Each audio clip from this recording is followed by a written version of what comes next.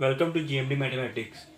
हम मैथ 233 के चैप्टर 6 पर हैं, प्रोबेबिलिटी। अब इसकी जो एक्सरसाइज है 6.2 उसके कुछ क्वेश्चंस रह गए लास्ट के। इसमें बस माइनर से चेंजेस हैं, ये पिछले वाले जो क्वेश्चन हैं उनकी तरह ही होंगे। कुछ चेंजेस हैं जिसमें से मैं कुछ एक आधा क्वेश्चन आपको करके दिखा देता हूँ ताकि आपको समझ आ जाए। फिर इसके बाद जो आपका पेपर ए है वो ऑलमोस्ट कंप्लीट हो जाएगा। तो अब हमारे पास एक क्वेश्चन दिया गया है, two coins are tossed, what is the probability that, probability find out करनी है, डैट टू हेड्स अपेयर, यानी कि दो हेड अपेयर हों, given that there is at least one head. अब हमें दिया ये गया है कि कम से कम एक हेड लाजमी है, मतलब कि एक हेड लाजमी तौर पे अपेयर होगा ही होगा। तो उसके बावजूद ये प्रोबेबिलिटी हमने फाइंड आउट करनी है कि टू हेड्स कैसे अपेयर होंगे। ठीक है, अब इसमें जो पिछले क्वेश्चन है उसमें हमें सिर्फ बता दिया जाता था या एक हेड है या दोनों हेड है या फिर एक हेड एक टेल है, इस तरीके से क्वेश्चन होते थे। अब इसमें आधी प्रोबेबिलिटी हमें फिक्स की गई है कि वन हेड लाजमी तौर पे आया है। ठीक है, तो इसकी प्रोबेबिलिटी इसको देखते हुए क्या बनेगी कि टू हेड्स कैसे आएंगे। ठीक है, तब उसको हमने देखना है। तो simple S is equal to, ठीक है, अब टू कॉइन्स हैं तो या तो दोनों टेल्स हो सकते हैं या फिर फर्स्ट टेल सेकंड हेड हो जाएगा या फर्स्ट हेड सेकंड टेल हो जाएगा, दोनों हेड्स हो जाएंगे। ठीक है, तो मतलब ये बनते हैं NS4। ओके, अब हमारे पास जो फर्स्ट हम ले लेते हैं प्रोबेबिलिटी E1। अब इसके अंदर फर्स्ट क्या आती है कि हम जो कंडीशन है वो ले लेते हैं कि एटलीस्ट वन हेड दिया गया है। ठीक है, तो एटलीस्ट वन हेड जो है वो किस किस में है,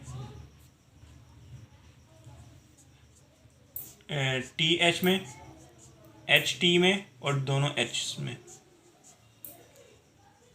ठीक है, इसमें एटलीस्ट वन हेड लाजमी तौर पे दिया गया, यानी कि ये 3 है। अब इसकी अगर प्रोबेबिलिटी देखी जाए PE1 तो वो क्या बनेगी 3/4। ठीक है, यानी कि NE1/NS।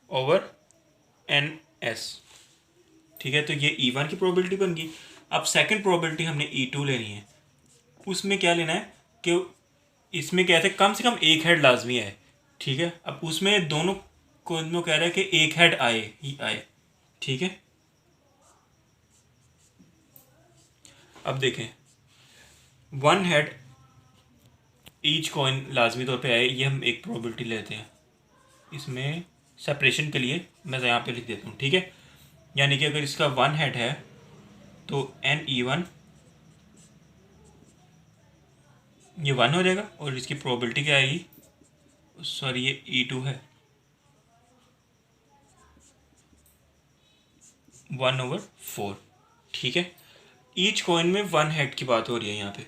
तो हमने प्रोबेबिलिटी किस चीज़ की फाइंड आउट करनी है कि दोनों कॉइन्स में हेड आए, एटलीस्ट एक हेड लाजमी अगर दिया गया हो। ठीक है, तो ये हमने देखना है। तो यहाँ पे E1 इंटरसेक्शन E2 देख लेते हैं। ठीक है, यानी कि E1 इंटरसेक्शन E2 करें तो दोनों में HH कॉमन है, तो HH ही आएगा। ठीक है, क्योंकि कॉमन आता है इंटरसेक्शन में, यानी कि E1 इंटरसेक्शन E2 ये 1 आएगा, तो इसकी प्रोबेबिलिटी क्या बनेगी E1 इंटरसेक्शन E2 बनेगी 1/4। ठीक है, अब हमने इसमें क्यों किया है, क्योंकि हमने दोनों में हेड्स लेकर आना है, तो इसलिए दोनों में कॉमन चीज़ क्या है, यानी कि एटलीस्ट वन हेड। ठीक है, और वन हेड लाजमी तौर पे। ठीक है, यानी कि इसमें एटलीस्ट वन हेड आएगा, एक से ज़्यादा भी हो सकते हैं। अब इसमें ये देखते हैं,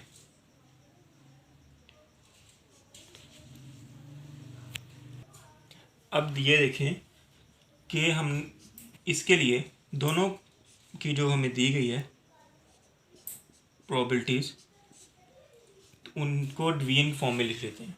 क्यों, क्योंकि हमें दोनों में वन हेड और एटलीस्ट वन हेड के लिहाज से हमें ये क्या है कि ये चीज़ दी गई है, प्रोबेबिलिटी किस चीज़ की फाइंड आउट करनी है कि दोनों जो हैं वो हेड्स हैं, दोनों हेड्स E2 है, तो E2 ओवर दिस, ठीक है।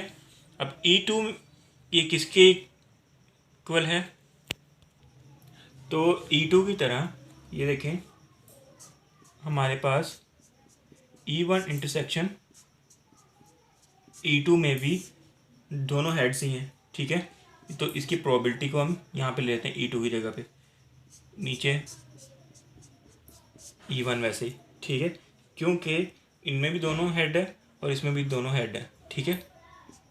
तो ये इसी चीज़ को ही शो कर रहा है कि इसी प्रोबेबिलिटी को शो कर रहा है कि 2 हेड्स अपेयर होने की, ठीक है। तो यहाँ पर हमारी ऊपर वाली प्रोबेबिलिटी थी 1/4, ठीक है, ये चीज़, और नीचे E1 की प्रोबेबिलिटी क्या है 3/4 डिवाइड बाय 3/4, ठीक है। तो अब इसको 4 जो है वो 4 से कैंसिल आउट हो जाएगा, तो हमारे पास 1/3 बन जाती है। तो ये प्रोबेबिलिटी है इस चीज़ की कि हमारे पास 2 हेड्स अपेयर होंगे जब हमारे पास ये कंडीशन दी गई हो कि एक हेड लाजमी तौर पे आएगा, दूसरे हेड का हमारे पास क्लियर नहीं है, वो टेल्स भी आ सकता है। तो उसको देखते हुए हमने ये बताना है कि इसकी क्या प्रोबेबिलिटी है कि वो टेल्स ना आए, वो हेड्स आए, ठीक है। जब एक चीज़ हमें, एक कंडीशन हमें फिक्स कर गई कि जा चुकी हो, तो ये इस तरीके से क्वेश्चन होगा। इसमें सिर्फ ये चीज़, ये वाला स्टेप एक्स्ट्रा है, हमने दोनों की अलग अलग प्रोबेबिलिटी निकाल लेनी है, ठीक है। ये चीज़ हम सेम वाला पिछले क्वेश्चन में भी किया हुआ है, ठीक है, कि क्यों हम सेम निकालते हैं, क्योंकि दोनों में जब हमने कोई चीज़ कॉमन फाइंड आउट करनी होती है कि एक में एटलीस्ट 1 हेड आ रहा है और एक में वन हेड दोनों कॉइन्स में आना ही है, ठीक है। तो इन दोनों में जब कॉमन निकालेंगे तो एच कॉमन आ जाएगा।